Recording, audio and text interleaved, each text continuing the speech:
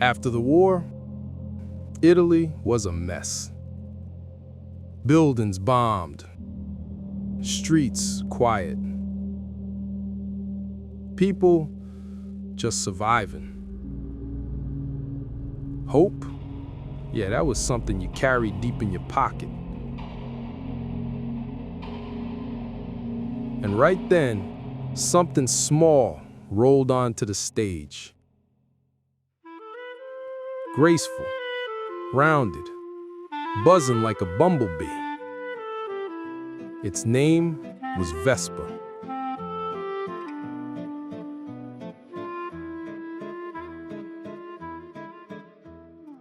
But Vespa wasn't just transportation. It was freedom for the young, independence for women, and that first nervous heartbeat for couples on their first date. That little engine didn't just move people, it moved the nation's spirit. And before anyone realized it, it had captured the dreams of the whole world.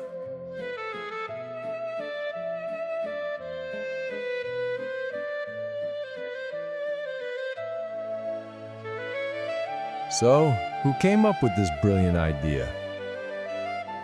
A man who built airplanes, Corradino d'Ascagno. After the war, the Piaggio company could no longer make aircrafts, so they turned their eyes from the sky to the streets. Ironically, Corradino hated motorcycles.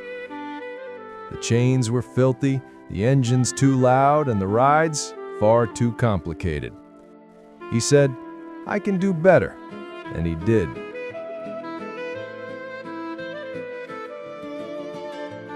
The man who once designed aircrafts created a scooter so simple, even a woman wearing a dress could ride it with ease. That's the irony of life. He failed in the air, but became a legend on the ground.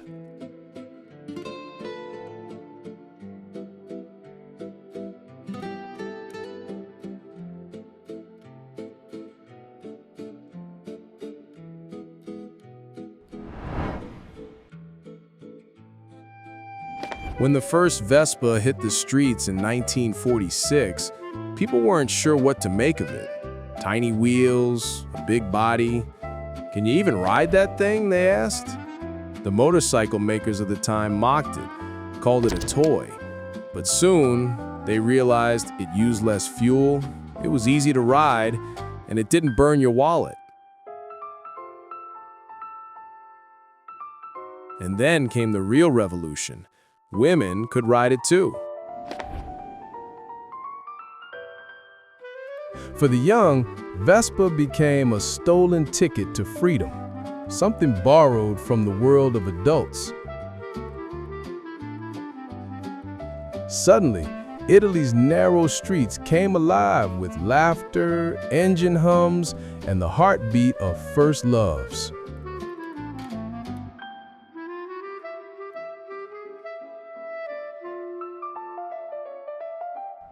Then came 1953, and one movie scene changed everything. Audrey Hepburn and Gregory Peck riding through the streets of Rome on a Vespa. The world fell in love. A scooter had become the co-star of a love story. And more than box office success, it was Vespa's moment of magic. From that moment, it wasn't Italy's scooter anymore. It became the world's romantic dream on two wheels.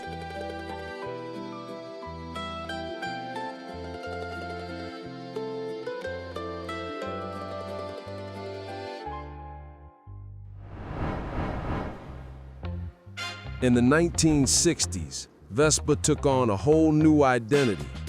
In England, the mods, young rebels in slim suits and skinny pies, turned their Vespas into works of art. Mirrors, lights, chrome, paint. Each scooter became a moving sculpture. No one really knew why they put that many mirrors on a single bike, but no one cared either. Because it was never about speed, It was about saying, "We are here." The streets became a battlefield between Vespa-riding mods and leather-clad rockers. But more often than not, elegance won.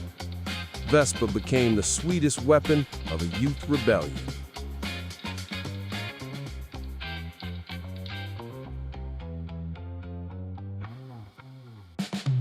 Vespa was never just a way to get from A to B.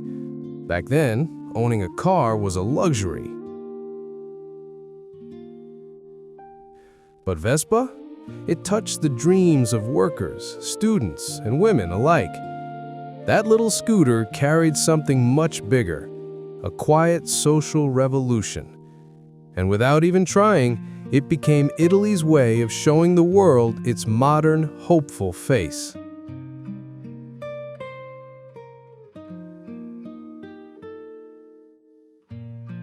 So what made Vespa last this long? Simple. Design. The round body, the hidden chains, the effortless ride. Vespa wasn't just a masterpiece of engineering. It was a genius act of marketing. People didn't just ride it. They became something when they owned one. Modern, stylish, European. That small scooter turned into a factory of confidence, one that never stopped producing.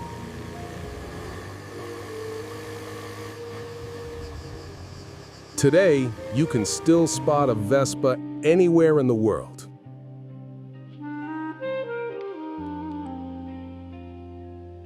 Under tourists in Rome, students in Paris, hipsters in New York. Electric versions came, new tech arrived, but the feeling stayed the same. Freedom. And here's the funny thing.